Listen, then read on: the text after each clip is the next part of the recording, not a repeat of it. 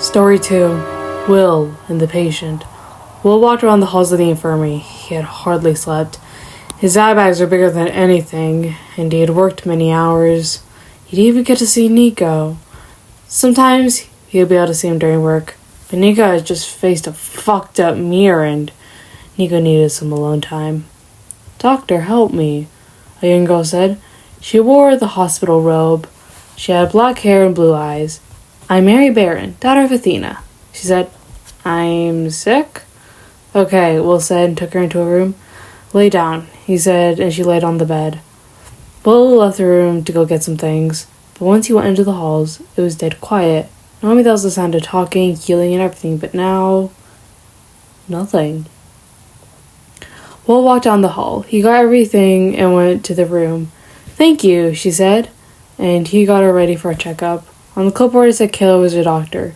He left the room. Still quiet, empty. He went into one of the rooms. He knew Cormac was in the room who had gotten into a fight with a camper, but he wasn't there now. He looked in every room. Empty. Empty. Empty. The only room that wasn't empty was the one with the girl in it. He got a strange feeling from her. He never knew a Mary Barron. He knew almost everyone in camp. After all, he was the head doctor, a head counselor, and popular. He peeked into her room. She didn't move at all. Her eyes shut. "Is she even breathing?" he said to himself, and he looked harder. Her head then fell off. A black ooze came out onto the floor, everywhere. This was not normal. How could this be connected to anything? Could it be connected to the mirror Nico faced? What was happening? He fell to the ground, backing away from the door. The black ooze started to make its way through the door cracks. Will screamed around down the hall. He tried to open up the doors, but they weren't working. Fuck, fuck, fuck, he said, banging his head on the door. The ooze smelled of the camp bathrooms. Not pleasant. He ran down the hall. He couldn't run for long. The ooze was going around the halls. It looked almost alive. What was that patient? Was she even real? Where was everyone? Was someone playing a cruel trick? He felt sleepiness drag at his body. He could hardly stand, let alone run. His body seemed to give out, and he lay on the floor. The black ooze caught up and swallowed him whole. It was cold, like being in wet, cold blankets. When he opened his eyes, Nico was over him. "Up," he said. "You overworked yourself."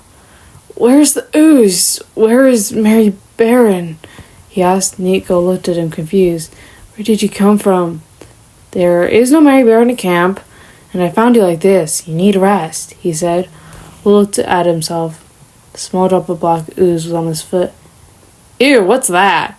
"I don't know, and I know it came out of Mary." "What do you mean?" Will explained how Mary came in and what happened. "You think it could be connected to the mirror?" Will asked. Nico nodded, and the two of them got up and went to the Apollo cabin. Will crashed on his bed. Nico joined him. "Can I stay with you?" Nico asked. Nick and Benji are going to have an all-nighter with Cormac and Aaron." "Cormac is still hurt." Kayla healed him," Nico said, and Will nodded. "Rest, please." "Okay. I love you." "I love you too," Nico said, and the two boys fell asleep. Will dreamed of Mary, her head falling off. This time, organs went after him. He ran and ran, but this time, when he was swept up, he was taken to a stone that had a few symbols. A skull, Nico's symbol. A sun, his. A lizard, Nick. An eye, for Benji. Wings, for Theo. A toy teddy bear, for Octavian. And a trident, for Percy. What did it mean? The skull and sun glowed red. The stone was in a graveyard. Holy shit. Will said and backed into a tree. He woke up with a jolt. What would happen next? This one's surprisingly better than the last one, so yeah. Next one is Nick's. Then you guys are gonna get a special treat. At Gay Frog Time is gonna be doing Benji's story, and then Theo's. Then you'll see where we're gonna go from there.